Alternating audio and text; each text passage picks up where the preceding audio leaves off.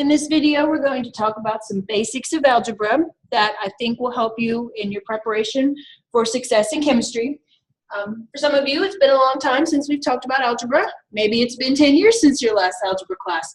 So let's take a few minutes and review some basic algebra skills that will help you be successful in chemistry. So here's a kind of problem that you might encounter in a basic chemistry class, general chem. So let's talk about how you would solve a problem like this. If you've got a number outside a set of parentheses and it's being set to some other number, the goal here is to get x by itself, right? And so first thing we have to do is if we've got anything in parentheses with a number outside of it, we have to distribute that number.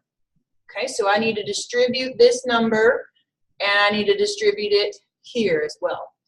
Okay, so 4 times x gives me 4x. Okay, 4 times x is just 4x. And then this plus sign comes straight down. Now if it were a minus sign, that'd come straight down too.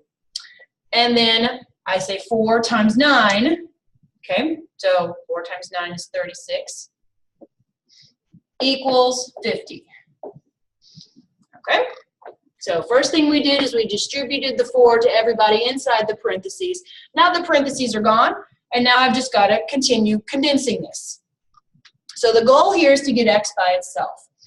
But before I can do that, I need to get rid of this number so that I can then deal with the x part. All right, so if I've got 4x plus 36, I want to get this 36 gone. So what's the opposite of addition? The opposite of addition is subtraction.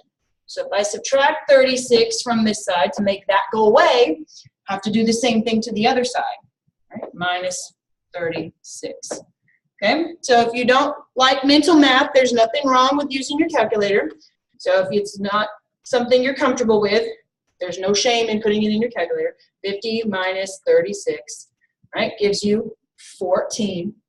So that comes straight down. This is gone, and now you say 4x. So 4x equals 14. Okay? Last thing again, we want x by itself. So what can I do to get x by itself? So now x is being multiplied by 4. Right? Well, what's the opposite of multiplication? It's division. Right? So how do I get x without the 4? Well, if it's being multiplied by 4, I need to divide by 4 to get rid of that 4. So if I divide by 4, 4 over 4 goes bye-bye. But if I divide by 4 on the left, I have to divide by 4 on the right. So x equals 14 over 4. So in my calculator, I'd say divided by 4. So that would be 3.5. Now, there's a whole series of videos that I have up on significant figures. And how do I round my answer? Well, we're not dealing with rounding in this problem. We're just dealing with the math. Okay? So make sure that you go back at some point once you're comfortable with the math and watch the videos on significant figures and how you would round this number, because this would not be my final answer. But again, we're not dealing with sig figs and rounding in this video. We're literally just looking at how do you do the arithmetic. So I hope that this helps you in your preparation for solving some math that you'll be doing in chemistry.